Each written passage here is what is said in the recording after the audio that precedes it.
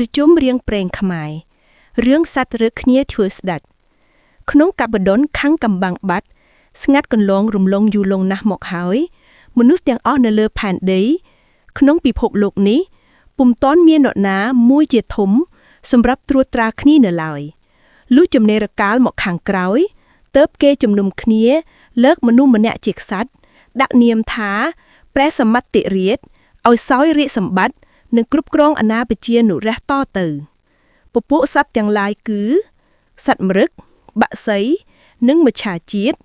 កាលបបានឃើញមនុស្សមានស្ដេចមួយអង្គសម្រាប់ត្រួតត្រាប្រជាពលរដ្ឋទូទៅដូច្នោះ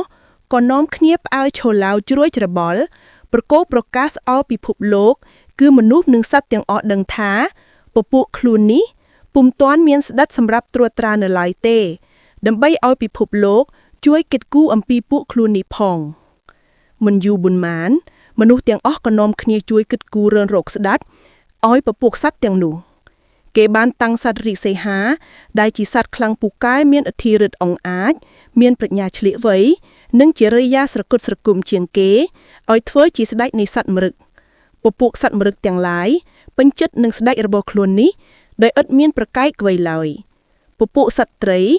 គេបានតាំងអនុន្ធមច្ឆាដែលជាត្រីធំជាងគេឲ្យធ្វើជាស្ដេចនៃមច្ឆាជាតិទាំងអស់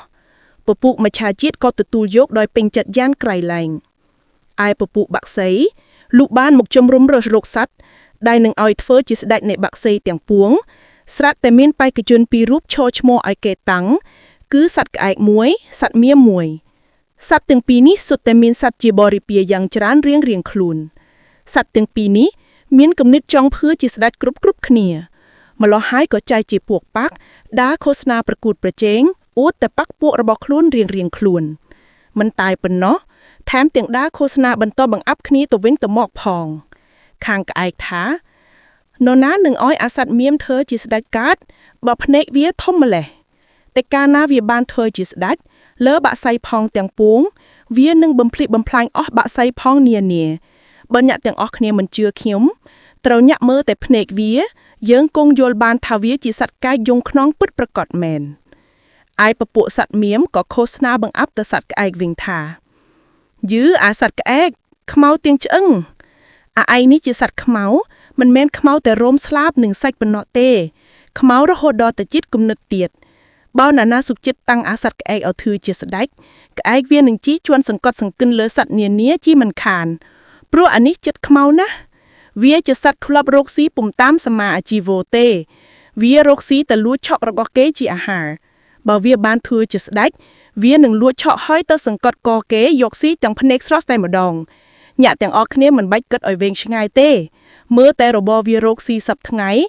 និងចរិយាក្រលើមហើយនឹងសម្បុរស្បែកវាក៏គង់ដឹងហើយបេក្ខជនក្អែកនិងមៀមឃោសនាប្រឆាំងគ្នាយ៉ាងនេះរហូតទល់តែបែកជាពួកបកយ៉ាងធំការជាឆ្លោះប្រកែកគ្នាយ៉ាងខ្លាំង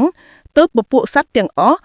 ដែលមិនចូលដៃជើងខាងបកពួកណាក៏ជុំនុំគ្នាតាំងសត្វហង្សឲ្យធ្វើជាស្ដេចនៃបក្សីទាំងពួងរហូតមកភ្នឹក